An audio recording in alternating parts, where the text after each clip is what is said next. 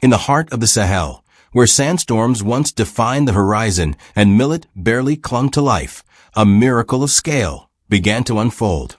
Not in Ukraine, not in Russia, the lands long famed as the global sunflower giants, but in Burkina Faso, a country whose name was rarely spoken in the same sentence as abundance. Here, on parched desert soil, 100 million sunflowers took root. The idea sounded impossible. Sunflowers, delicate and thirsty for water, thriving where rains fail and wells run dry. Skeptics scoffed at the very notion. Yet, as early as 2027, the unimaginable became visible. Drones capturing endless carpets of gold stretching across the desert floor, farmers walking among towering stalks with hope etched into their faces, and children chasing butterflies where their grandparents once saw only thorns and dust. The numbers alone were staggering. More than 300,000 hectares had been planted. If successful, these fields would yield 1.5 million tons of seeds every year, enough oil to feed tens of millions of African households. For a region long defined by hunger, migration, and reliance on imports, it was nothing short of revolutionary. The symbolism was powerful. Sunflowers, once associated with Eastern Europe, now stood tall in Africa's harshest climate. Officials declared them the new sun of Burkina Faso, promising sovereignty, self-sufficiency, and pride. At a launch ceremony near Ouagadougou, tractors rolled across dunes while school children scattered seeds, their laughter echoing through the desert air. Television screens beamed the spectacle nationwide, Africa reclaiming its right to feed itself. But beneath the golden sea lay uncertainty. Every sunflower required precious irrigation during its early months, with trucks hauling water from boreholes to keep seedlings alive. Critics warned of draining underground aquifers and repeating past failures. Economists whispered of another mirage, a brilliant project doomed to fade with the first drought. Still, hope bloomed faster than doubt. Satellite images confirmed what few dared believe. From space, vast patches of gold gleamed across the Sahel, visible even to the skeptical eye. Villagers spoke with awe. "The desert has given us a gift," one farmer in Dori said quietly. And for the first time in decades, the Sahel was no longer seen only as barren land. It shimmered with possibility. The sunflowers were not just plants, they were a weapon against dependency. For decades, Burkina Faso imported millions of liters of cooking oil, draining precious reserves of foreign currency. Prices fluctuated with wars in distant lands, from Eastern Europe to the Middle East, leaving African households vulnerable to shocks they did not create. Now, that story was changing. With 100 million sunflowers blooming across its desert, Burkina Faso was positioning itself to become Africa's largest producer of sunflower oil. Processing plants sprang up near Bobo de Lasso and Ouagadougou, designed with modern, refining technology to meet international standards. Seeds harvested in the fields were transported directly to these factories, where they were crushed, filtered, and transformed into golden oil bottled under a new national brand proudly labeled, "Made in Burkina Faso." Government economists estimated that within 5 years, the country could save over $800 million annually by cutting imports. Even more astonishing, officials projected a surplus, an opportunity to export sunflower oil to neighboring states, from Mali to Ghana. For the first time in history, Burkina Faso could transform from a consumer nation into an agricultural powerhouse. The impact rippled quickly through society. Thousands of jobs were created, from planting and harvesting to transportation and factory work. Rural families, who once relied on aid shipments, now had income from selling sunflower seeds. Women's cooperatives emerged, pressing smaller batches of oil for local markets, while youth entrepreneurs packaged sunflower snacks and natural skincare products, tapping into a growing demand. Still, challenges remained. Irrigation required relentless innovation. Solar-powered pumping stations were built to draw water from underground reservoirs, and pilot projects explored the use of treated wastewater to keep fields alive.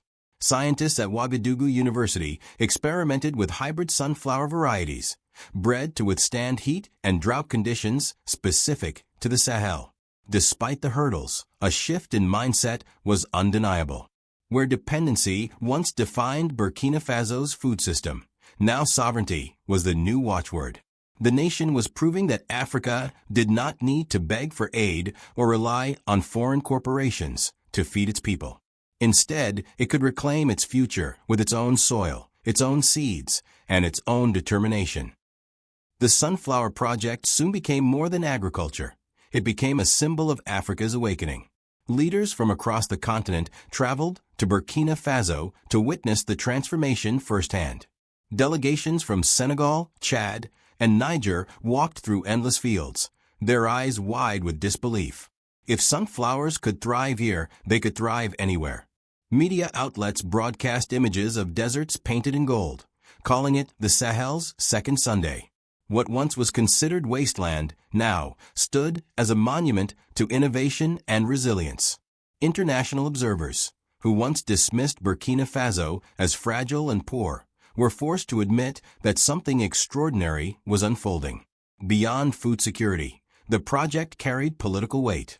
President Ibrahim Traoré declared it a declaration of independence from foreign systems. They told us we could not build, that we must depend on their loans, their technology, their mercy. But look, our deserts now feed our people, he proclaimed at the inauguration of the first national refinery. His words echoed across Africa as both inspiration and warning. But the revolution was not only top-down. Ordinary citizens embraced the sunflowers as their own. Markets filled with sunflower oil, roasted seeds, and new products that gave farmers dignity and pride. Children painted murals of bright yellow flowers in schools, while musicians composed songs about a future blooming in the desert. The cultural impact was profound. Sunflowers were no longer foreign crops. They were now part of the African identity. Of course, not everyone celebrated. Global agribusiness corporations, long profiting from Africa's dependency, began lobbying against Burkina Faso's policies. Rumors circulated of sabotage, of pressure campaigns to halt funding and block exports. But Traoré remained defiant. Every seed planted is a bullet in the heart of their control, he declared. We are not only growing crops, we are growing freedom. As the fields expanded, so did the dream. Burkina Faso announced plans to double cultivation within a decade, aiming for 200 million sunflowers swaying under the Sahelian sky. The desert, once a symbol of scarcity, was becoming a landscape of plenty. By 2035, Burkina Faso was no longer defined by hunger. It was defined by sunflowers. Oil production had not only stabilized the nation's food supply, but it also made it a regional exporter. Tankers carrying bottles of Burkina Gold sunflower oil left for West African ports, proudly showcasing a product born from once barren land. The project's success inspired other nations to follow suit. Niger announced its own program, planting sunflowers along the Niger River. Chad began experimenting with hybrid crops in desert zones. What started as one country's gamble had ignited a continental shift. But perhaps the most important impact was psychological. For generations, Africans had been told that progress required Western aid, loans, and approval. The sunflower revolution shattered that myth. Burkina Faso had built an industry with its own vision, its own sweat, and its own soil.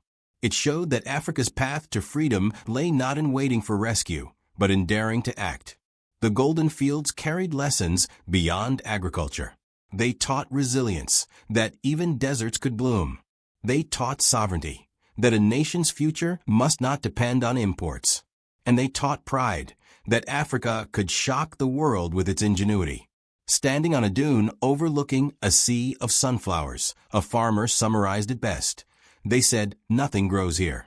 But look, our children now walk through fields of gold." The desert had not just been tamed. It had been transformed into a weapon of dignity, a promise of abundance, and a signal to the world. Burkina Faso had planted more than sunflowers. It had planted the seeds of Africa's future.